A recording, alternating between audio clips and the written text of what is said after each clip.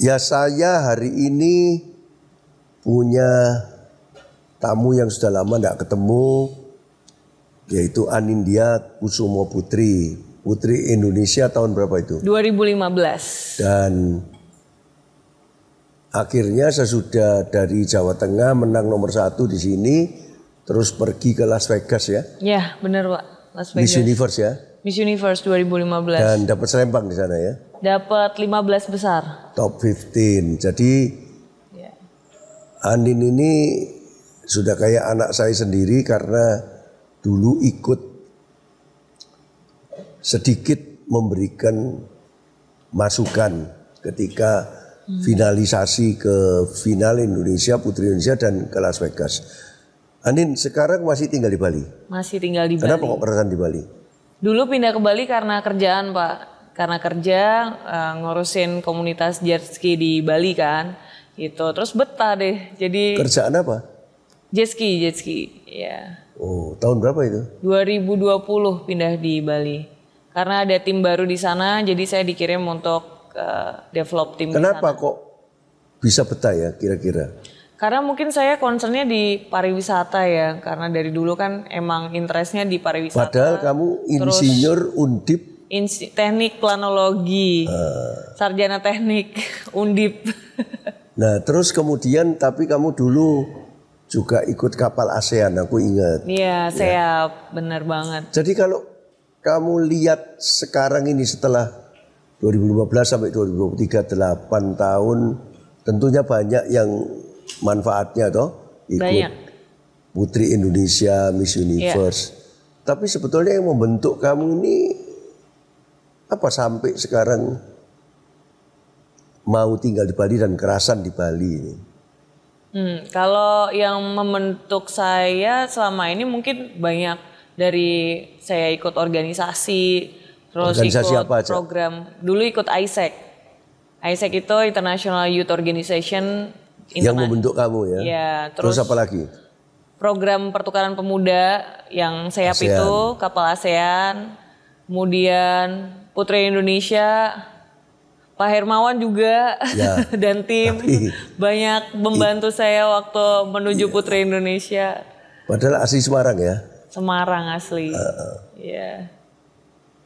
Nah jadi sekarang di pariwisata di mana aktivitasnya? Aktivitas pribadi atau sudah? Pribadi sekarang, iya. Sekarang saya banyak organize trip buat inbound di Bali kayak gitu. Outbound juga ada kerjasama sama perusahaan travel di Amerika sementara ini.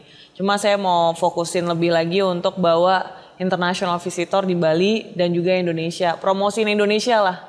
Nah, gitu. Sekarang kerjasama sama perusahaan dari mana? Kalau untuk inboundnya masih sendiri. Kalau untuk outboundnya kerjasama sama perusahaan di Amerika.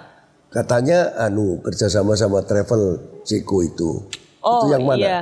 Kalau itu one project, jadi bukan kerjasama yang long term, masih per project gitu. Itu kemarin bulan Februari ada perusahaan jet surf dari Ceko.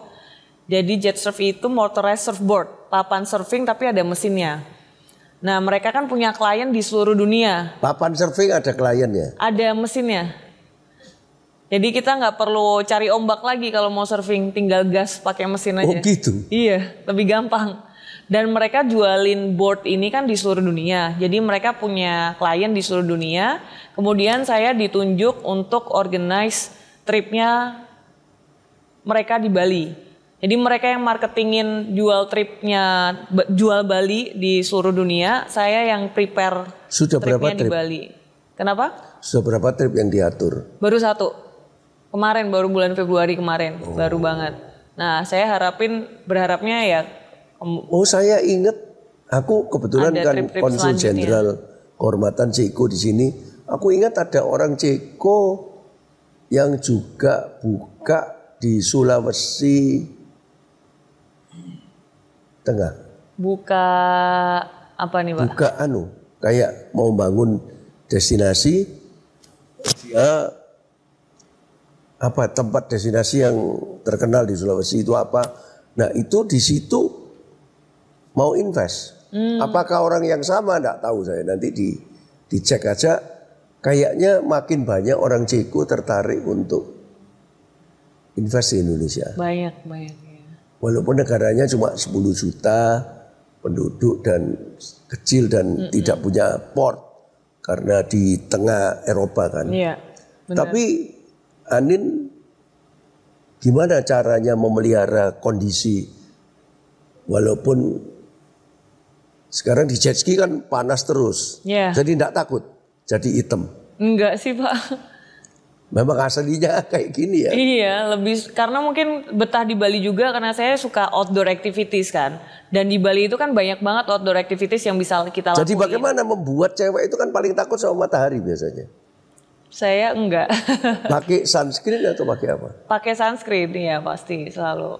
Pakai sunscreen, terus tiap habis mandi pakai lotion, rajin aja gitu. Nah, saya udah setahun rasanya ya, nggak ketemu. Terakhir kita ketemu Jakarta Marketing Week Pak. Iya. Tahun lalu. Waktu itu mempromosikan jet ski masih ya? Masih ya. Sekarang juga di jet ski juga kan? Masih jalan. Cuma kan karena sekarang saya udah nggak terlalu fokus di situ, lebih sekarang have a new challenge. New challenge-nya yang ini tadi, organize trip bawa tamu di Indonesia maupun ke luar negeri. Nah, gitu. Saya tadi ketemu makan siang di Mark Plus, saya lihat ada yang berubah ya di mukanya ya.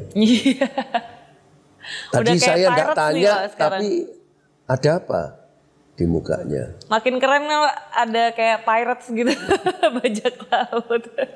Jadi ini kenapa? Ada luka jahitan di jidat saya, baru 2 bulan lalu. Oh, di mana itu? Jadi 2 bulan lalu itu saya kecelakaan di acara F1 Powerboat di Danau Toba. Saya kan diundang ke acara sana, menghadiri acara. Kemudian mereka punya satu boat untuk menghibur tamu VIP gitu. Bukan saya nyetir, ada professional driver dari mereka yang nyetirin saya. Tiba-tiba dalam kecepatan yang tinggi, boatnya terbang waktu mendaratnya keras sekali di air. Helm saya lepas. Terus kacanya pecah kena jidat saya. Nah, waktu kamu di situ ada berapa orang lagi di boat yang sama? Boatnya cuma 2 seater aja. Jadi banyak orang tapi gantian-gantian. Jadi kamu sama siapa waktu itu? Sama drivernya. Oh, cuma berdua. Berdua, iya. Dua tempat duduk kayak mobil gitu Pak, kanan kiri aja. Drivernya enggak apa-apa? Nggak apa-apa. Iya. Terus akhirnya apa yang terjadi waktu itu? Berdarah, robek. Untung nggak kena mata, robek, berdarah, langsung ditanganin first aid di sana kan mereka ada dokter yang standby. Dokternya langsung operasi, kemudian udah dioperasi, saya pulang ke Bali saya check up ke dokter di Bali, ternyata ada infeksi, dioperasi lagi. Setelah dioperasi lagi baru hasilnya lebih baik dan sekarang juga udah treatment beberapa kali. Kemarin hampir 1,5 bulan treatment rutin tiap minggu. Sekarang udah lebih bagus, udah lebih natural, menyatu dengan kulit aslinya. Jadi Medan, Bali, sempat ke luar juga ya? Sempat, kemarin ke Amerika ya. Ininya? Kalau treatmentnya di Singapura ya. Oh. Ke Amerika untuk apa? Ke Amerika organize trip juga Pak. Oh. Iya, kemarin bawa tamu orang Indonesia liburan ke Amerika. Oh, sekarang juga ke Amerika? Iya, kerjasama sama travel di Amerika. Oh, di sananya berapa hari? Kemarin tripnya 12 hari, cuma karena saya ada keperluan lain, saya extend sampai 1 bulan. Jadi bukan jadi guide ya? Bukan. Kalau guide tak boleh harus ngikut terus. Nggak boleh ya. Oh. Iya. Dan sekarang kalau kamu lihat pariwisata Indonesia, tinggal di Bali. Bali itu the capital city of tourism of Indonesia. Iya. Kamu lihat,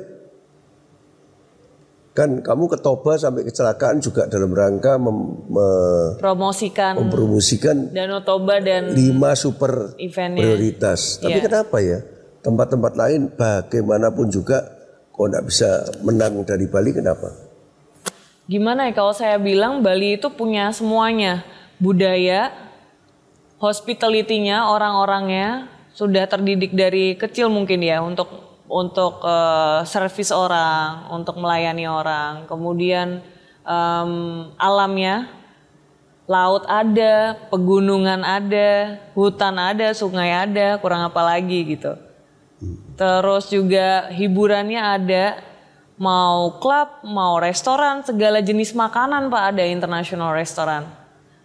Hotel 5 star pun juga ada gitu. Jadi inilah ekosistem inilah yang buat orang-orang mau balik lagi ke Bali kalau menurut saya.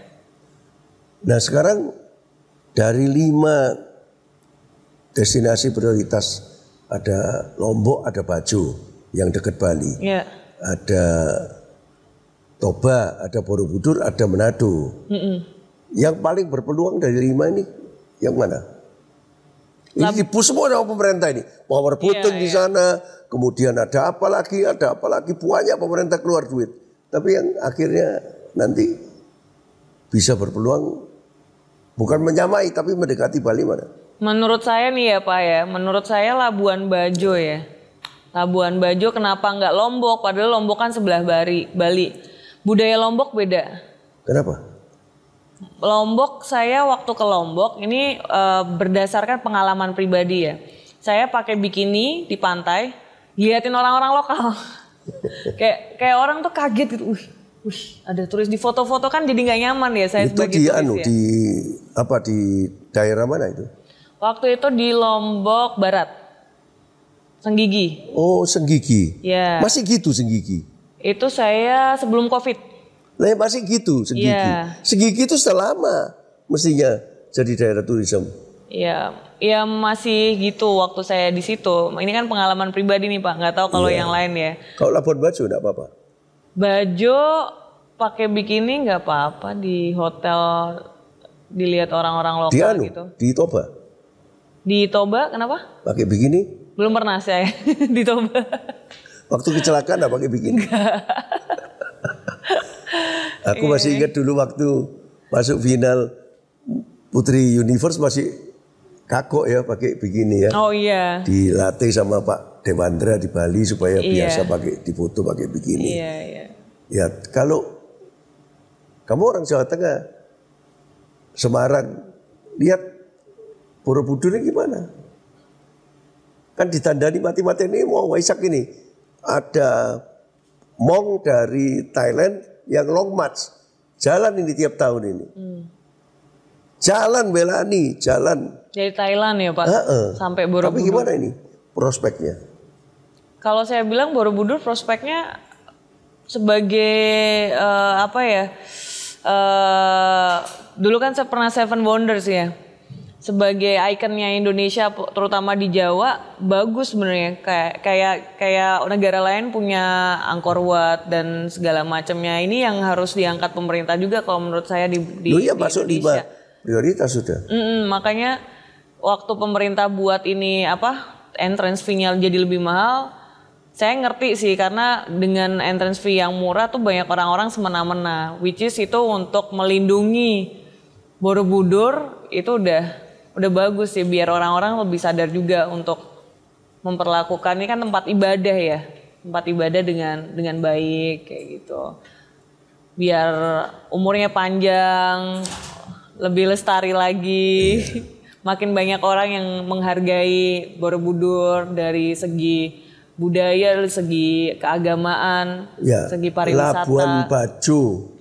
Sekarang turisme, ayo ngomong Labuan Bajo dikit. Aku juga 3 kali ke sana dan aku juga sama keyakinan. Jadi 5 super prioritas ini mungkin yang akan duluan ini Labuan Bajo. Bajo ya. Kemarin kan habis KTT ya Pak ya? Iya. Tapi kalau kamu ke Labuan Bajo, kamu tinggal Bali toh? Iya. Sebetulnya dari fasilitas atraksi masih jauh ya Pak. Bali. Benar, kan? Setuju. Tapi kenapa? Kok ya orangnya terbuka, bisa terima bikini, tapi masa itu tok. Kenapa? Kenapa Bajo? Karena dia darat dan laut ada atraksi wisatanya. Di darat kita bisa trekking, dia punya Komodo National Park juga. Terus sekarang udah mulai hiburan udah mulai bermunculan di Labuan Bajo, banyak orang bikin beach club juga kan. Terus bawah lautnya yang menjual, kan banyak divers, even yang bukan penyelam pun ke sana memang untuk snorkeling, menikmati keindahan lautnya Labuan Bajo gitu. Karena apa ya, saya pikir orang-orang sekarang butuh privacy, butuh alam untuk mereka refreshing gitu. Ya. Makanya mereka tertarik ke Labuan Bajo. Aku ngelihat ya, nggak tahu. Aku ini nggak langsung di tourism, tapi kan kita punya Makpres Tourism, punya apa dulu di BPPI 5 tahun Badan Pusat Promosi Pariwisata Indonesia, Iya. SK Presiden zaman Pak SBY dulu. Ini kalau aku lihat as a traveler ya, saya sekarang banyak pergi. Ini baru pulang dari Padang, saya ke Bangladesh, nanti sebentar lagi saya pulang. Ini belum setengah tahun udah 2 kali ke Eropa. Ini aku lihat apa ya, kalau dari dunia ini bukan special interestnya sebetulnya yang digenjot. Special interest itu ada, orang senang nyelam, senang tapi kan orang biasa ini mau ulang-ulang. Kayak sekarang orang ke Italia itu 10 kali ya kepingin ke Italia terus. Aneh kan? Ini sampai merancang lagi September mau ke Sisilia. Italia. Karena belum. Jadi tiap kota aku kepingin datang ini. Yang kurang apa ini Italia? Nah Bali kan juga gitu. Sebetulnya yang ngulang-ngulang itu kan di sudah tidak pergi ke tempel. Iya. Tapi enak, mau hiburan ada, mau klub ada, mau semuanya apa, ada. mau apa ada. Kan sebetulnya special interest itu mesti iya, tapi kan special interest itu bagaimanapun juga kan kecil ya. Niche ya. Niche. Dan jet ski sudah tidak terlalu niche sekarang. Mungkin sudah mulai growing dia. Nah, sekarang kamu di Bali. Ya. Ngelihat tempat-tempat ini. Kamu kan sarjana tata kota. Bagaimana menata kota ini, menata tempat supaya suatu tempat itu menjadi destinasi yang bagus. Ada kaitannya enggak ini? Menata kota dengan tourism? Ada dong. Kan saling berintegrasi. Kalau misalnya kotanya berantakan, mana orang nyaman untuk melakukan pariwisata di kota tersebut. Makanya tata kota sama pariwisata saling berhubungan gitu. Terutama infrastruktur kotanya sendiri, fasilitasnya ada apa enggak. Kalau saya boleh jujur, dulu saya di Bali di Canggu nih. Di Canggu enak banget waktu Covid kan sepi. Tapi begitu rame, airport dibuka lagi, kemudian turis kembali lagi, sebenarnya untuk pariwisata bagus, tapi saya merasakan udah nggak nyaman. Karena kamu tinggal di sana. Karena saya tinggal di sana. Kayak orang Bandung kalau weekend pergi, nggak mau keluar. Macetnya setengah mati Pak, mau kemana-mana susah. Jadi saya pikir pemerintah Bali juga harus memikirkan perencanaan kotanya lebih rapi lagi ya. Maksudnya banyak investor yang datang kan bagus banget. Cuma gimana caranya biar ditata lebih rapi. Kalau misalnya mau bangun banyak pembangunan rumah atau villa, diperbanyak akses jalannya juga supaya makin banyak villa, rumah atau fasilitas lain tapi jalannya juga saling mendukung. Kalau enggak kan kemacetan aja nanti jadinya kayak gitu. Ini yang hubungannya tata kota dengan pariwisata ya. Jadi pariwisata lebih banyak, Bali mestinya lebih seneng. Iya. Tapi penduduknya mungkin repot jadinya. Untuk mobilitas mungkin kemana-mana. Iya, jadi tapi kalau orang yang bergerak di pariwisata kan ya enggak apa-apa sudah macet. Iya. Iya.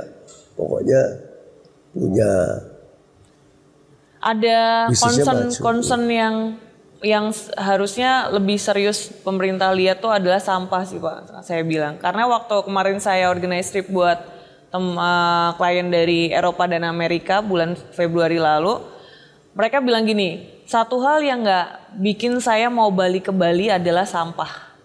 Karena mereka banyak main di laut, mereka menemukan banyak sampah di pantai dan di lautnya sendiri. Seperti itu. Jadi kayak aduh malu banget sebenarnya waktu dapat masukan kayak gitu. Aduh gimana ya gitu.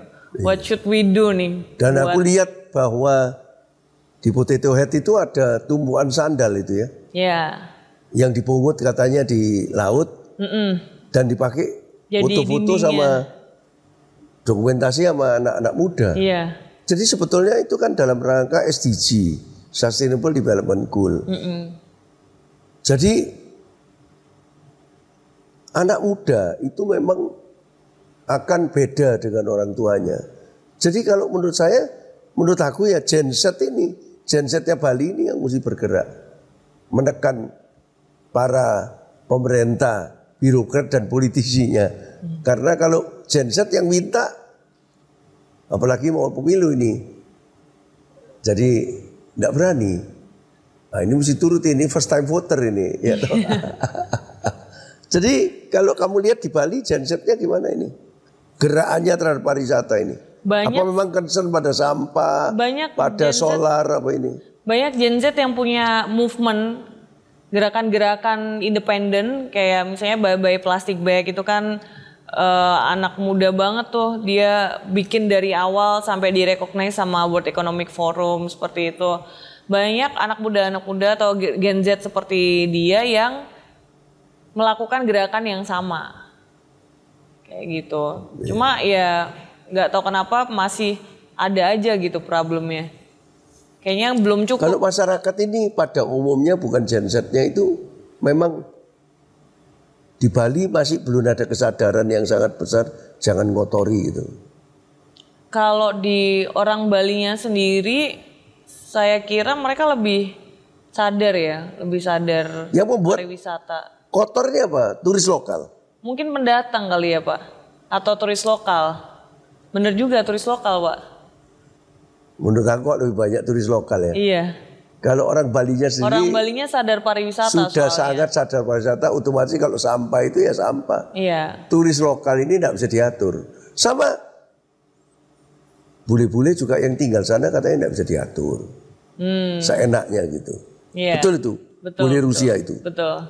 Bule Rusia yang iya. bikin masalah barusan ini. Banyak. Apa itu? Bikin masalah apa? Banyak buat perusahaan ilegal, kemudian rental motor mobil plat nomornya diganti namanya dia sendiri, nggak pakai nomor polisi Indonesia. Terus mereka jualan properti tapi nggak ada kitas, nggak ada license-nya, nggak ada visa kerjanya. Kita Banyak tidak boleh rasis kemudian tidak suka sama orang Rusia. Tapi belakangan ini sesudah perang Rusia Ukraine mereka makin gak kerasan di negaranya, mencari tempat. Kalau mereka ke Eropa, Amerika, pasti dimusuhin. Bisanya ya di ASEAN ini. Di Asia ya. ASEAN ini, Southeast Asia ini kan netral. Saya lihat banyak di Thailand, banyak di Bali tentunya. Tapi ada yang bawa uang juga, uang banyak, invest ya enggak apa-apa. Kalau invest yang baik-baik, kalau enggak invest baik-baik ya repot. Itu dulu Anin, ini kan mau berangkat ya ke airport, jadi selamat. Mudah-mudahan sering mampir kita supaya silaturahminya jalan terus. Amin, amin. Ya. Sehat-sehat Pak Hermawan dan makin sukses buat Smart Jadi Plus.